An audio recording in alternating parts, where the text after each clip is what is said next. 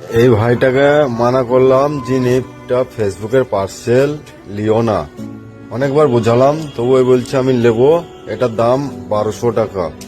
তো ফেসবুকের অর্ডারে কোনো গ্যারেন্টি থাকে না, একে প্রথম থেকে মানা করছি, মানা শুনছে না। তো পার্সেলটা নিবে, আমি ওকে বলে দিলাম জিন পরে আমাকে গাড়ি ধরবা না বা কিছু বলবা না, যদি বলো তাহলে পরে আমি এই পার্সেল দেবো না। দেবো বলছে নেবো।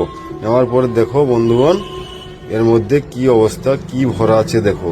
এটার দাম 1200 টাকা। তোমরা সবাই দেখতে পেছ তো।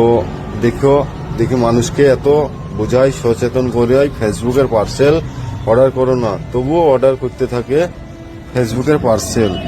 তো দেখতে পেছো কি অবস্থা। আর যারা অর্ডার করবো ভাবো, তারা যেন অবশ্যই করো না ফেসবুকের আশা পার্সেল। করি আপনারা বুঝতে পেরেছেন, এই ভাইটার কথাগুলো শুনেছেন।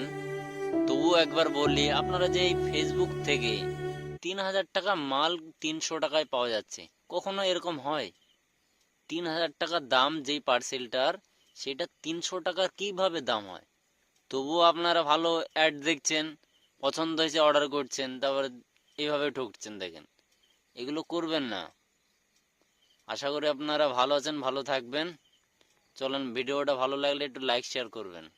চলেন।